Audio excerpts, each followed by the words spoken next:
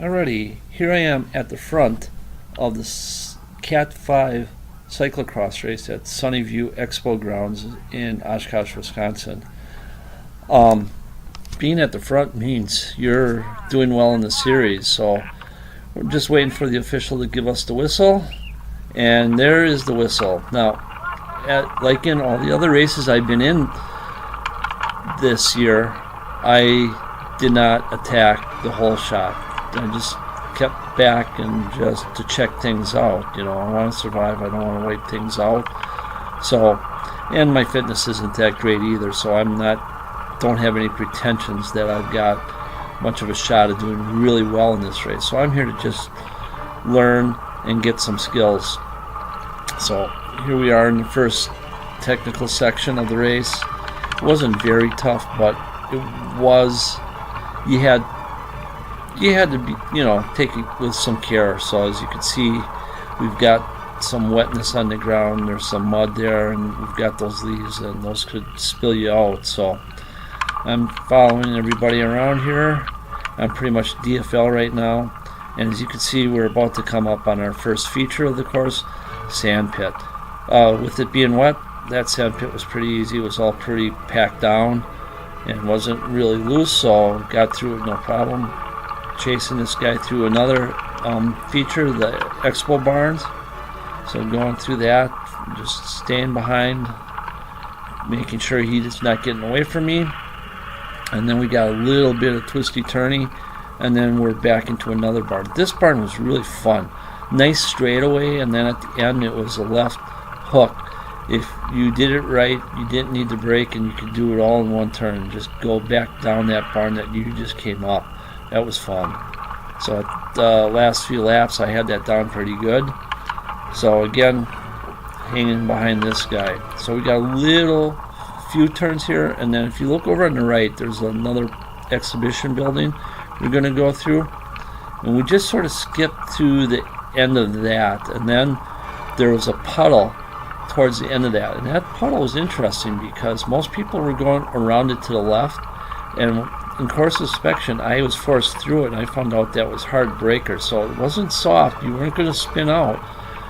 You were going to go. It was a little bumpy, and most people were doing that, so I just went through the puddle, and I made that pass, and I darn near got another guy right there as well. That guy was a little stronger than the first one that I passed there, but anyway, so we're back in some technical turn sections here.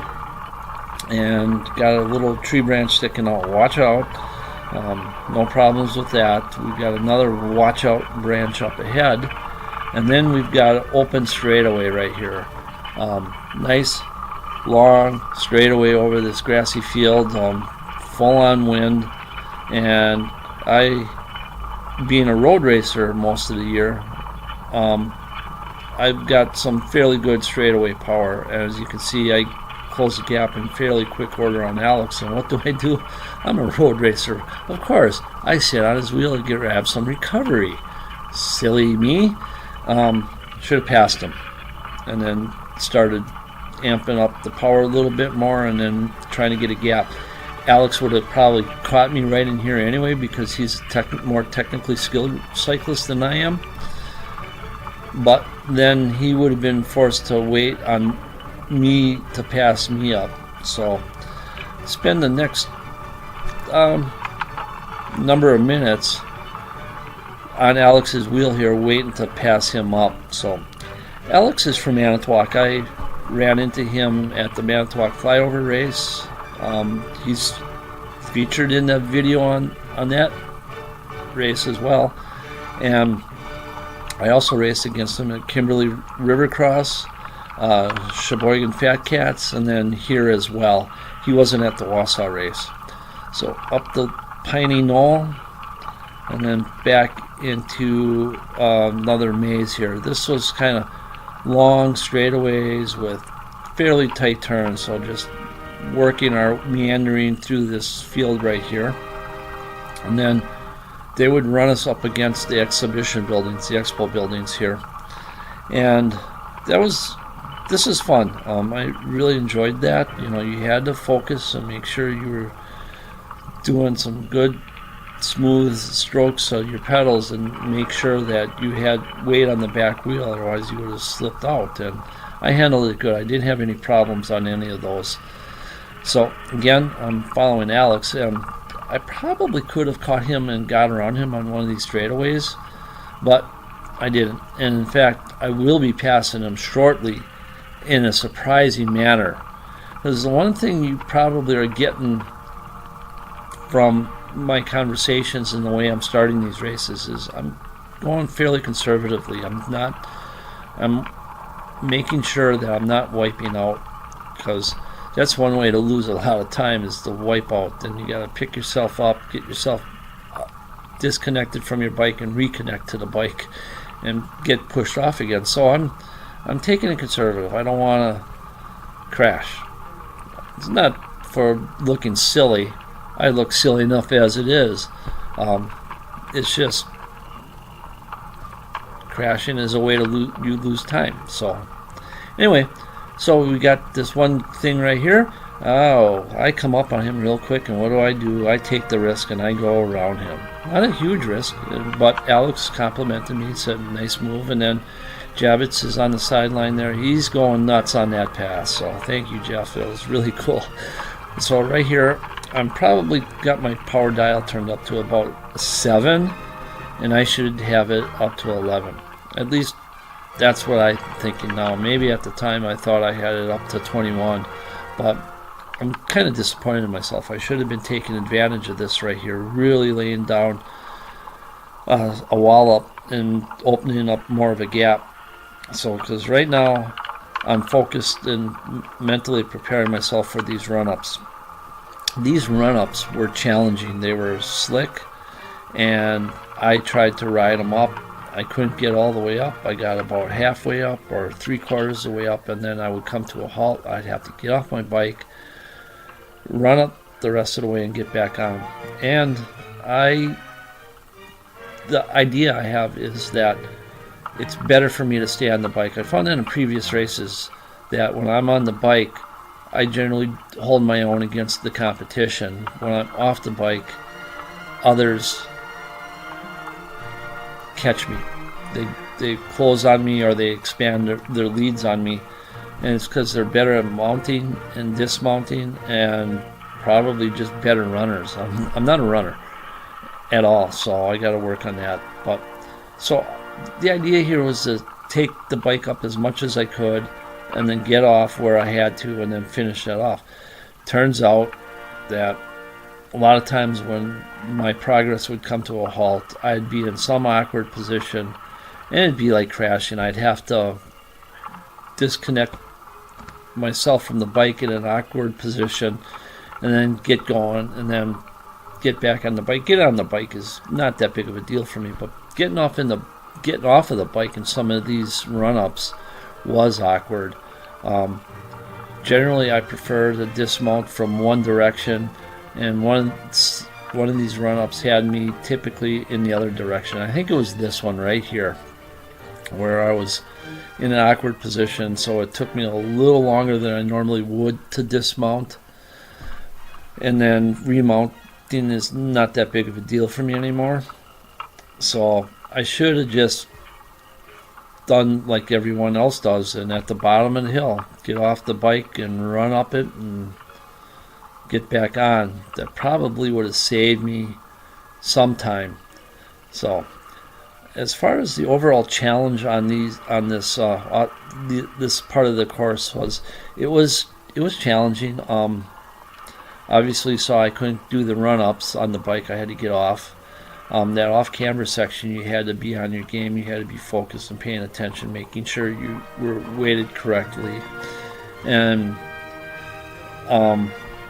there was, as you could see, there was water, recent rainfall and that, so it was slick out there if you weren't careful, and you could fall. And it was pretty cold out that day. First race, it took me a while to get warmed up and get the fingers feeling again.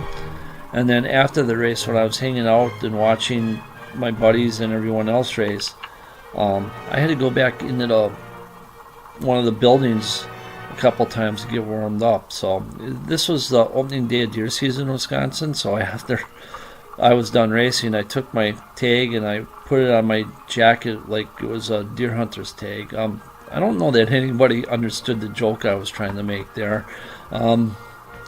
So I had to explain it to some people, and I don't know, pretty neat. So I enjoyed that, get to know people and try to entertain myself. If I can't entertain other people, well, at least I was entertained. So this was an interesting section right here. There's a little hairpin turn coming up, hooks to the left again, and there was a tree, and everybody took that really wide, but there was no reason to take that turn wide. You could cut it short. It's coming up ahead here.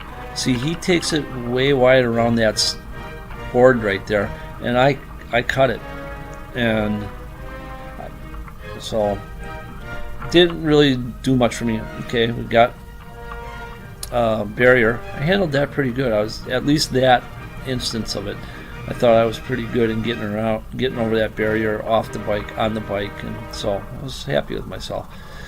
So now, racer to catch.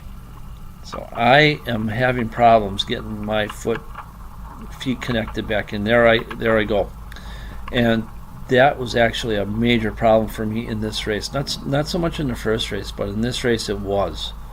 As you can see in that run-up, in those run-ups, it's muddy and they got straw out there. So as I was running up those run-ups, my shoes around my cleats were packing up with mud and straw.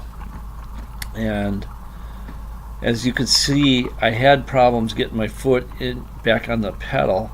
I was able to do it, but we'll see that just gets worse as the day goes on. And just a reminder, this is the second race of the day for me, so there's an important lesson there that between races, what I should have been doing is digging my cleats out, clearing my cleats, and then looking at my pedals and trying to clear those out. It would have been fairly easy to clean out because it would have been soft yet. So back through the barns here. Have another competitor in my sights, so I'm focused on going fast, and that's cool. I know I've got people behind me that can catch me, and then there's people in front of me that I am working to catch. So I'm working on it, and as you can see, I'm doing a pretty decent job here closing that gap, but getting on that guy's tail. So we're gonna go through that, skip through that barn again and go by that puddle again. I'm gonna try that same move through the puddle on this fellow, but as we see, this guy's a little different caliber racer than the other one that I passed in the first lap. So here we go. He does the same thing. He goes off to the left, and then that opens up a nice little spot there on the right. So I go, and I can't quite get around him. In my mind, I can't quite get around him by the time we hit this technical section. And that's kind of silly on my part because it actually looks like there was a lot of space there. I was there, and I could have just gritted my teeth and bore down and got around him. And then coming up ahead, I got that whole stretch. I could have been just laying down some power and going around, lengthening that gap. As it turns out, I'm just passing him now, and instead of making a bigger gap, I'm making just a gap right here. So yeah, so through the field. So again, sitting in the comfort of my easy chair doing this voiceover, I'm thinking I should be having my power dial up to 11 and it's at a 7, but I don't know, I don't remember that things were too easy for me at any point in this race. So oh well, I'm much more trained this year. Spent a lot of time this winter training, spending about 6 to 8 hours a week training, basically 1 hour a week at a class at a local bike shop, and then the rest of the time was training on my own, basically early in the season just doing long, easy efforts, but 2.5, maybe 3 hours on the trainer. And then as the winter dragged on, I started adding some intensity, and so maybe a half hour at what I figured around my FTP, maybe doing intervals 10 minutes at about my FTP, and then 5 minutes, and then 10 minutes, do like 5 of those. And yeah, they were pretty brutal. But they helped me with my ski trip. I went out to Montana about a month ago. Went out to Montana to Whitefish, a cousin and a buddy, and we spent 4 days of skiing. Last year I went out there, I skied a day, and then I had to take a day off. I couldn't ski the whole day. And then the third day I skied again. This year, basically I skied 4 whole days in a row. And yeah, the legs were beat at the end of it, but I was able to do 4 whole days. And I was skiing powder, I was skiing moguls, got some blacks in. So, so that bike training is not just for bike training. It's great for whatever you do. Keeps you active and keeps you interested in life. So right now, all I'm concerned about is making sure that those people I pass stay in my past. Don't want them in front of me. So again, kind of conservative. I don't want to crash. That's going to give back gobs of time if I crash. And then trying to take advantage of some of these sections where I can do some power. I don't know if I've got that real strong notion yet that with the people I'm racing against right now, that power sections suit me really well and the technical sections don't. But I know that I'm not out for a Sunday bike ride. I gotta go hard. So again, coming through these fun but possibly perilous sections, and then we're coming up on the straightaway right here. So and trying to steel myself for those run-ups again. So I'll talk about that some more. Those run-ups that packed my cleats full of mud on the last lap of this race, and we'll see that coming up. I could not get my right foot back into my pedal, and I was racing for position. There were people right on my tail and people right in front of me that I basically gave up time to because I couldn't get that foot back in. I was basically crippled. That's maybe something I'm going to have to work on, that one-legged or 1.5-legged pedaling. So I know my buddy Javits talks about basically one race he was in, he couldn't do that the whole race. His cleats were full of snow and ice and he packed full, and he couldn't, so he went the whole race without being able to get snapped in. So I guess that's a part of the game here, but I think the big thing was just simple maintenance. Next time between races, take a little bit of time, check those cleats, check those shoes, check those pedals, make sure that they're clear and free.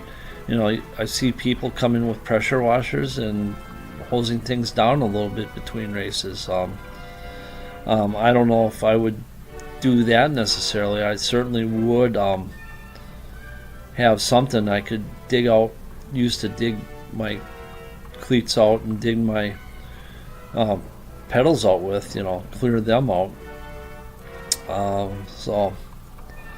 So there's the guy in yellow. I passed him up earlier, so I'm not too worried about him. He doesn't seem to be closing anything on me. I'm just wondering where that one guy is in the blue that I passed up right after those barns. Looking for him, wondering about him. Well, not really. I'm mainly focused on going fast as I can. like I said, do what you can and don't worry about where the others are doing. So, and that's a very good thing that I've got to think about. If they're in my past, I shouldn't be worrying about them so much, because the idea that I kind of got is I don't want to be kicking somebody, I don't want to be getting in front of somebody, but when somebody's behind you, it's their job to stay clear of you. It's kind of the rule we have in skiing. The uphill skier has a responsibility not to run into the people who are downhill, because obviously the people who are downhill don't have eyes on the back of their heads. And now the eyes in front of my head see him pass me up, and it's right where you would expect it with my discussions about my technical skills. So I got to work on passing this guy again. So he's not opening up a big gap on me, but there's a gap there I got to work back. So, but of course I'm motivated and I'm capable. So as you can see, it's happening. And I talked with him after the race, and as you can just see, he looked behind and see where I was.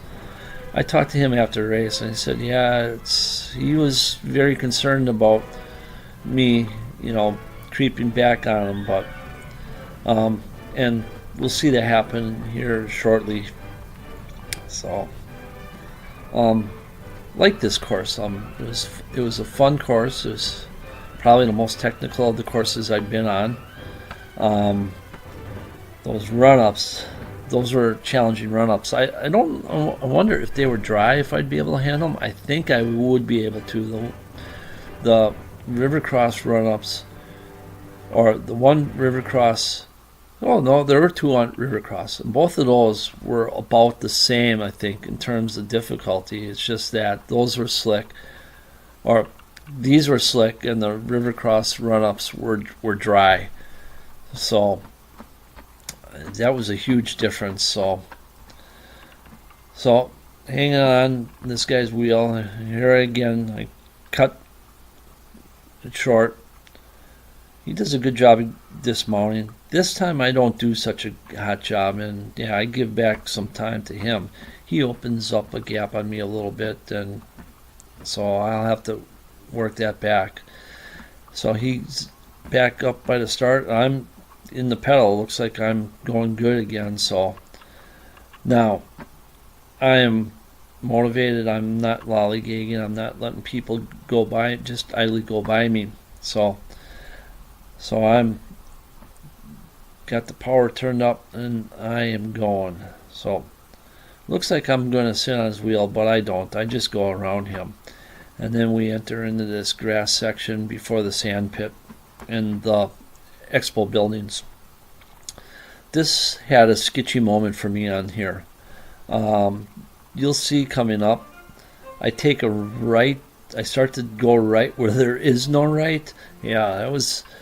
Fortunately, I was able to, right there. I'm trying to turn right a little too soon. I think I was anticipating entering the sand pits there, if I remember right. And dude mentioned that, said like sorry or something like that, like he almost plowed into me. Well, that would have been on me for doing something silly in the first place. But again, like I said, it's his responsibility not to crash into me, no matter how stupid I can be. So through the expo buildings here. So there's nothing a whole lot different or noteworthy here.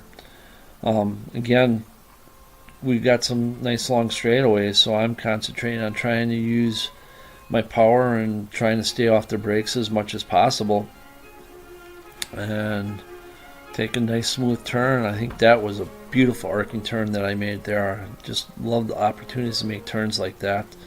I'm a skier, alpine skier, so I like to turn.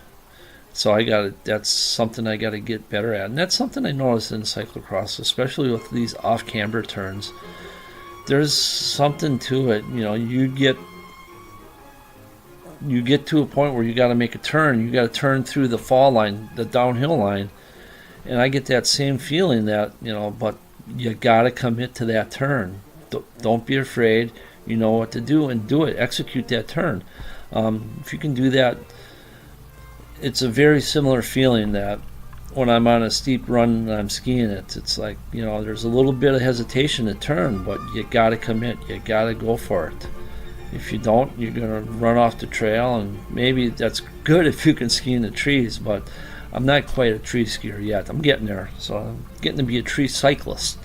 We'll work on that, and then work on skiing in the trees next winter again. So, so here we are back on this power section. I believe I'm pretty much understanding what's going on now that I've got to open up some time on these sections, these power sections right here. So I trust that I am putting down some effort here. I'm going to refrain from power level references and comments and just say I think I am going hard now. I understand that I've got power on that guy, but he's got the skills on me, so trying to bring my strengths to bear when I can, because obviously I know he passed me on those run-ups, so I know I got to open up a good gap on entering those run-ups to preserve my position. So again here, it looks like bouncing around pretty good, so it looks like I am putting on some power here. Probably braking a little too much. I gotta get better at the handling through those tight corners like that. At Sheboygan Fat Cats, I was cornering pretty good, I thought, and that was fun when that was working. That felt really fun and flowy, like skiing through a nice field of powder. When it's on, it's magical, both the skiing through powder and skiing, and when you're cyclocross racing on these turns. It's pretty neat. So yeah, Wheel and Sprocket put this on. They did a really good job. I thank you guys. Wade Loberger was the race director for here. Thank you. And I'm looking forward to this one again, now that I know the course, and then maybe next summer or next fall I'll be able to get here and practice a little bit on this course with the Wheel and Sprocket folks once or twice. Certainly Kimberly, there's that guy, so I never got his name, so but he put on a good race, so it was fun. This is probably one of the reasons why it was fun, because I was duking it out with somebody around my ability. I wasn't alone. There was something to fight for. You're friendly when it's all said and done, but that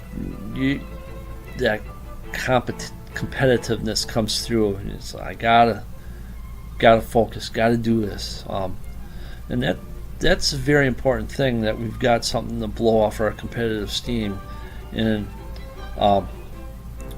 maybe not a constructive manner, but in a non-violent manner. Some places it seems like they don't have stuff like this, so they spend their time competing by trying to blow each other up. So yeah, things like this are important. It's not trivial pursuits here, and everybody who likes to ride their bike will tell you how good it is for you. I've lost 50 pounds excess weight cycling. The first 25 to 35 pounds I lost by cycling, then the rest of the weight came off because I wanted to lose weight so I could become a faster cyclist. So the motivation flipped itself midway through. So started racing, started hanging out with the Diablos, and they took me in, and they're teaching me how to be a bike racer. I'm hoping that I can keep up with them this year. The previous summer I did a good job on the Thursday rides. Last summer I didn't, and I got frustrated and I quit going. Yeah, I wasn't in the shape entering the season I was the season before, and that was one of the big things that kept me going this winter. Not only for keep my legs strong for the skiing, but so that I could enter into this summer in at least good, a much better starting shape or starting fitness than I had last summer. That was terrible. Turned every race I was in into a time trial. It's learning. You gotta keep it up over the winter. Riding on a trainer, nobody likes to do it, but if you want to be fast during the summer, you gotta train during the winter. Or maybe you live in a sunny place all year, warm sunny place, SoCal or New Mexico or Arizona or Florida or something. Oh, there he goes again. And I believe this time I'm about to run into my problems with the cleats, so I don't know if I'm having my problem now or if it's up the course a little bit that I have the problems getting back into the cleat. But he caught me much earlier through the run-ups this time, so I'm riding up the run-ups here, and you can see that I'm eating up gobs of time on him. But now I'm off the bike in an awkward position, and I got to get going again, and then boom, he just takes off and he goes. He does a much better job of going this time than he did the previous times. And then I'm pretty certain this is where I have the problems with my cleats now. I'm crippled. Basically, I'm cycling with 1.5 strokes instead of my full 2 strokes, and yeah, it's not fun because and at this point yet, I'm not worried about what's behind me. I'm just focused on trying to get something going again so I can catch that fellow and finish in front of him. Again, the competitiveness, it's there. Obviously it was his day on me, but that's not going to stop me from trying harder. So I go, and yeah, now I can't see him. He's way down. I pretty certain that I'm mucked. Literally, I'm mucked because I got muck in my cleats and in my pedals, and I can't get my right foot back in. So, someone might call an excuse, but hey, that's what was going on, and I think that's a pretty good reason. If you lose a quarter of your power, and maybe the power I lost wasn't that much. Maybe it was whatever it was. I'm not in an optimum situation here, so yeah, it's something I got to practice, something I got to keep in mind next year. Oh, and then I see Alex there. I hadn't seen him for a long, long time. So now I'm thinking about him, and so going through here, trying to work that foot in to that pedal, and it's just not going. So I'm trying to keep going, trying to keep the effort up. And so once again, I take that short. I come out a little wide on this time. Get off. Not a clean get off. Oh, and there goes Alex. He was right behind me, and then he caught me on that barrier. So again, I only have one foot in the pedal, and he not catching him. He's up out of the saddle. He's pushing, and it's over for me. And that's the end of this race. That's it. So I wheeled up to him and gave him congratulations, and we chatted a little bit, and then went our separate ways. He hung out for a while. I hung out for a while, but we didn't talk again the rest of the day. Nothing